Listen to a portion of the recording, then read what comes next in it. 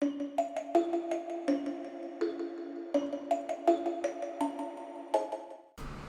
guys, this is Mr. Nightmare here. Today we'll be reading chapter 11 of Don't Go to Sleep, a Jeff the Killer love story. Before we get started, please hit the like button, comment, subscribe to this channel if you guys want more creepypasta fanfictions out there. Until then, let's get started. A past which I'm not proud of. Jeff's point of view. At the age of 13, I became the most vile, vicious, and deadliest serial killer ever, but how? Well, all those who know, I don't need to repeat it. The aftermath, however, is what brought me to this manor and to you. On that night, I murdered my family. I fled from my home, escaping into the nearby woods, satisfied and full of adrenaline. The feeling felt so good. It was pleasurable. But I finally, ravished in my glory, I began to think about my brother, Lou. If only he would have stayed asleep, he wouldn't been dead by right now. I could feel my eyes burning as tears began to form in my eyes. I knew I needed to take my revenge. I started to search for Tony and Keith's home. I'm sure they would love to see when they missed the fire. Get it? It wasn't hard to find Tony's place since he lived not far from the bus stop. I noticed that there was no cars in the driveway and the windows were left open. Perfect. I thought to myself, and as a smirk formed on my face, I climbed the open window and I hit the jackpot. It led straight into Tony's room. He still had the bandages and the scars from the attack on the birthday party, but I didn't care. I want him to pay. He started to move around as he was about to wake up. And then his phone vibrated, and it was a text from his mom saying that they will be home in 10 minutes. The phone woke him up, and Tony turned over and grabbed it, and still half asleep, and didn't notice me until he turned around again. And the huge look of shock on his face. Hello, Tony, I greeted in a low tone as I started to move closer. Then he fell out of his bed completely frightened. What? Who are you? What are you doing in my room? Tony asked frightfully as he stuttered, as he bumped his head on the wall as he reached for a gun, in which he forgot that it was all out of bullets from the fight. He kept pulling the trigger and hoping it would fire, but alas, it did not. It seems that you've forgotten that you had run out of bullets during our fight, Tony. I grabbed the collar of his shirt and slammed him against the wall. Then he noticed my clothes. From what I said, he finally remembered. Holy shit, you're the kid who killed Brandy and we set on fire. I thought you were dead. Tony realized in horror. Well, you thought wrong. Thanks to you, I realized that you broken the barriers of my insanity or sanity. But I found out it was wonderful. I never knew I could have desires to harm people and get a thrill out of it. You should really be careful who you direct harm to. I pulled out my blade and held it to his neck. Tony began to beg and plead for mercy. Please, I'm sorry. Don't kill me, Tony yelled. I removed my hoodie to get a good look at my face. Tony was horrified. Even if I carved my face into an everlasting smile, I was angry. No amount of sorry will ever bring my brother back. Now shut the fuck up and go to sleep. I sliced his throat with the blade, letting the blood spill everywhere until it started to make a pool. Tony suffered in the end, and I'm glad he did. Once the deed was done, I fled from the house, and I went looking for Keith. I killed Keith the same way I did Tony. I never forgot. I never felt more satisfied in my life. I got revenge on the boys who bullied us and nearly killed me, but yet there was a hole in my blackened heart that wasn't filled. I needed to keep killing, so I did. For over a couple of years, I became the infamous unknown killer. I'd grown a huge reputation, and I had been in love with the thrill of murdering, blood, guts, and gore. I started killing anyone in my path, cause of planning, acting, so I didn't get caught. However, in one night, in the woods where I was still living in, I started to feel like the first time in forever I was alone. The night I went to visit my brother's gravestone in the nearby cemetery, I could hear thunder starting the mood for a creepy atmosphere. But it was hardly enough to drive me away. Once I came upon the stone, I sat across the ledge in front of it and stared, feeling my eyes burn again. It was the tears. Suddenly I heard someone speaking up behind me. I pulled out my blade, ready to attack. "Do not be frightened, child. I will not harm you," the figure said, in a low yet calming, manly voice. I was a little peeved that he called me a child, but I didn't blame, since I am still one. He was pretty tall, but it was too dark that I could not see his face. "You shouldn't come up to me, man, 'cause you're gonna die." I ran up to him with my blade. He stopped me suddenly as he grabbed the tip of my blade. He was super strong, and I was pissed. "Sorry, but that little needle is not going to do anything to me," he said with a smart remark. I tried again harder, but he kept holding it back, my attacks, like it was nothing. "Who the hell are you?" I shouted at him. He stepped into the moonlight, and he was tall and thin, wearing a black suit, and he had no face. He was a monster. "I know, I'm known as the Slender Man. I'm here because you caught my attention, Jeffrey Woods." I was shocked that he knew my real name. I started to get a little irritated. "How on the earth do you know my name?" I say in a low voice. "I've been watching you for a while now, Jeffrey. It seems you are now feeling alone. Stalker much?" I raised an eyebrow. "I come here to give you an offer. You have a place of comfort, solace, and the best of all, company. Still being young, it catches my attention, but I shook my head to act all badass. Nah, I don't need your help. I'm doing just fine on my own."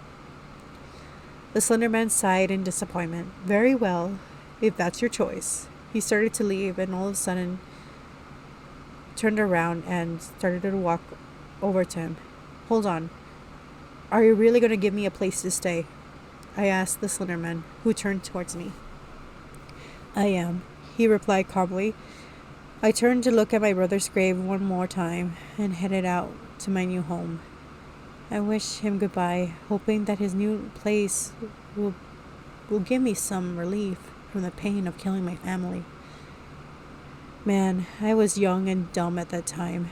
I was 17 years old when I first arrived at the manor. That's when my whole new set of hell could begin. Flashback over. All of that hell 15 years ago. But yet, I remain 17 years old now. How? It turns out the moment I entered the Slender Man Manor, you were cursed to remain immortal until you found your light. It sounds stupid until now. Slender Man was using his home to help creepypastas to get a better life, as he put it. Again, I thought it was a bunch of bullshit. And I was standing here in the bottom of the staircase, saving the only human I ever cared about since my brother. Helped me understand that all that bullshit meant a sense of regret. Not just for my brother, Not all for the lives I have taken. Enough now. The time of this plan to go down. I gave Sally a signal to start crying. We all know Slender Man was weakened by children. As Sally began to cry, I didn't see Slindy storm out just yet, but that bitch must have convinced him not to go, so I gave a signal to increase her crying. She began to cry louder, to the point where the whole house started to could hear her. The Slender Man stormed out of his room, rushed over to Sally. Once he was out of sight, I headed upstairs to confront Mind Freak once and for all. I hid my blade in the pocket before reaching the doorknob. I opened the door slightly, and I can see Mind Freak at her vanity brushing her hair, humming to herself.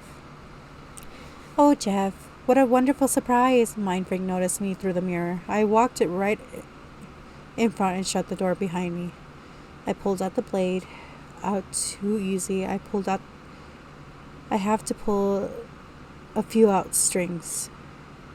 "I see you're making yourself comfortable," I said. She turned towards me. Her skin was still gray, sharp teeth forming.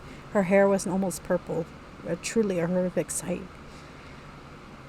"Oh, I have. Slindy welcomed me back with open arms. He said he missed me." "It's adorable. But it's not enough, right?" I replied. "Correct. There's still a matter of returning to this place into a more orderly fashion manner." Causing us to continue where we left off, she started walking towards me and started caressing my chest. I knew it. She was still that disgusting desire for me. Long story short, Mind Freak and I might have had a few nights in the past, but there was nothing for me. However, below that, it was a perfect timing to use it. I wrapped my arms around her waist and pulled her closer. "I managed, but nobody better than you. You really know how to work your magic," I whispered to her. She smirked, letting me know that she began to get turned on. "I'm sure you do. Let's have one last go before Slindy comes back." She wrapped her arms around my neck and ran her fingers through my hair. "Let's do it," I said, leaning in and kissing her. I knew I should be disgusted right now, but knowing that those lips were made me a little hard, I had to confess. She realized my lips from hers and whispered to my ear, "I will make you forget all about that little human." She smiled. The moment she angered me so much, I wanted to throw her across the room. But I turned that anger into lust for that moment. She wasn't startled just yet. I grabbed her ass and lifted her up, wrapping her legs around my waist and slamming her body on the nearby wall as I began to attack her body with my lips and teeth. "Oh wow, Jeff," she moaned in delight. I could feel her fingers scratching through my scalp and pulling my hair. The constant friction feelings was still there. I know, Mind Freak, but it was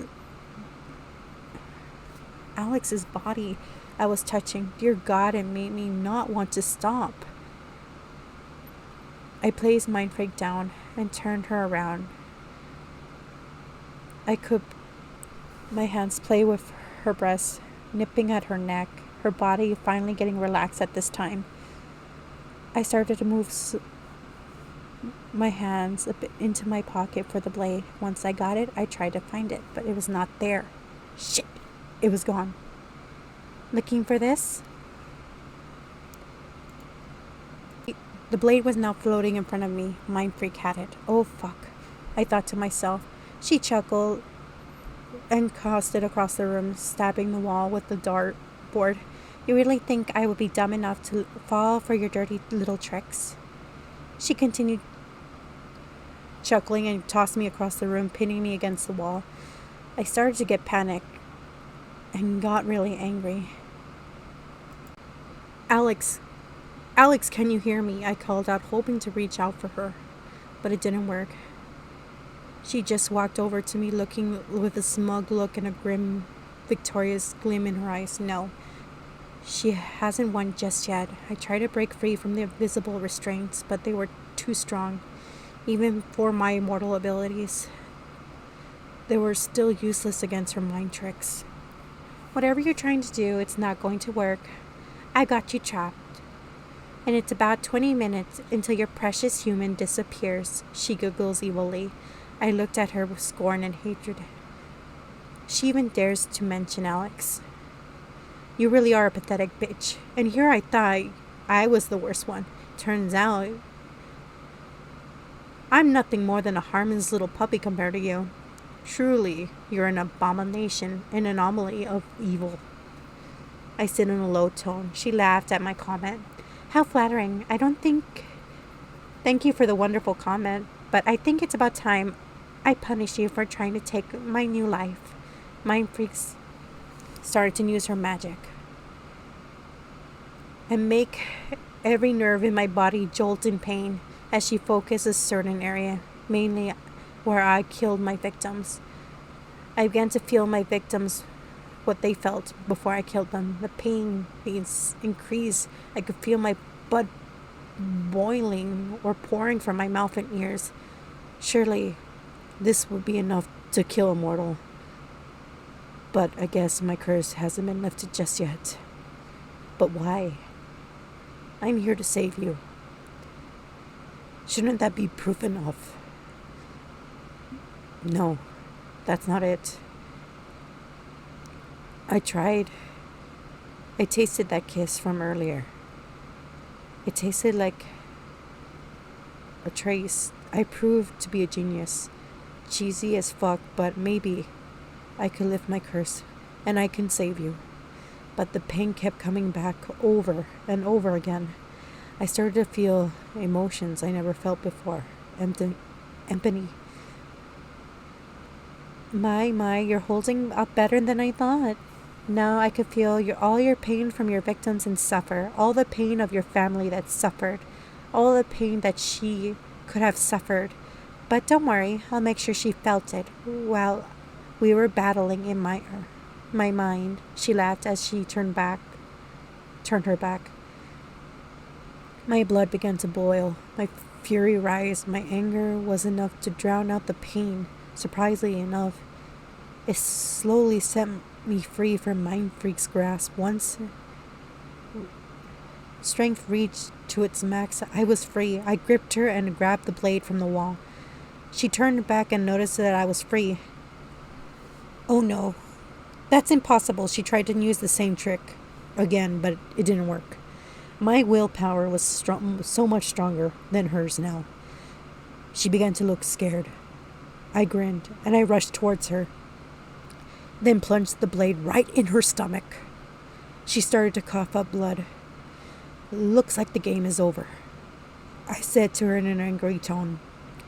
Then she started to giggle. What's so funny? I asked. You went in too deep. You might as well have killed her now, Mind Freak said as she coughed up more blood, then passing out. I started to grow concerned because I did go in too deep. What if I did really kill Alex? But then I started to notice the gray skin and purple hair fading. The spell was working. But were you alive? Alex, can you hear me? If you can, then maybe I can hope you can feel this. I placed my lips on hers. It was a real, genuine kiss. Then I started to feel her lips moving and kissing me back. Yes, it worked. Alex's point of view. I sat inside in a bright, warm place. It slowly started to turn into dust. I felt horrible. I wasn't strong enough to defeat Mind Freak. I didn't want to tell Jeff that I loved him. As I started to realize this was my final moments of regret and disappear, my body started to come back. The dust was forming into my body once again. Alex, I heard Jeff's voice calling for me. Jeff, I'm coming. I started to break free from the chamber, and once my body was restored, I jumped out and the black and red chessboard slowly crumbling. It was finally over. But as I began to relax for a moment, I heard Mind Freak coming at me with a knife. Oh no, you don't. You may have used your mind powers to knock the blade out of her hands and bring her to her knees. Mind Freak stumbled and started to breathe heavily. I walked over to her and kneeled down to her level. Why? I asked her. Why what? She raised her voice at me. Why do you do it? Why you do all this? Put me through hell for the last 10 years of my life, making everyone suffer, even Jeff? I calmly asked in a controlled voice. Her eyes widened. It looks like I was able to make a breakthrough. All of a sudden, she used the last bit of her powers to push me away. You'll never understand. Nobody will. I'm warning you. You'll pay for this. I swear it. Then she started to turn into dust. Consider yourself lucky for now. She spoke her last words before disappearing once again. Her last piece of dust blew away. The chessboard was completely destroyed and was replaced with a wide open field, a bright sunny sky filled with sunflowers. Yes, there was now the mind state that I remembered. Hey, a familiar voice said. I turned around and I saw Jeff standing there a couple of feet away from me. I smiled with joy and I started to run over to him. The moment I hugged him, everything turned white.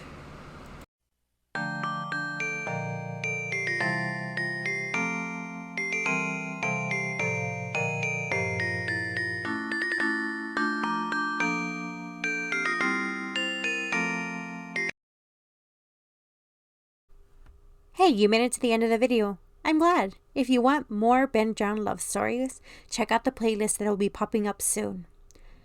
Also, if you want any more fanfictions narrations, please check out my other channel, Reading with Blade, which has multiple fanfictions up already. If you are interested in the yaoi experience, check out Tyler O'Connell's channel if you want to go there. But note that channel is only 18 and up. I've been listening to Tyler's stories and I'm addicted to them. Until then, bye guys!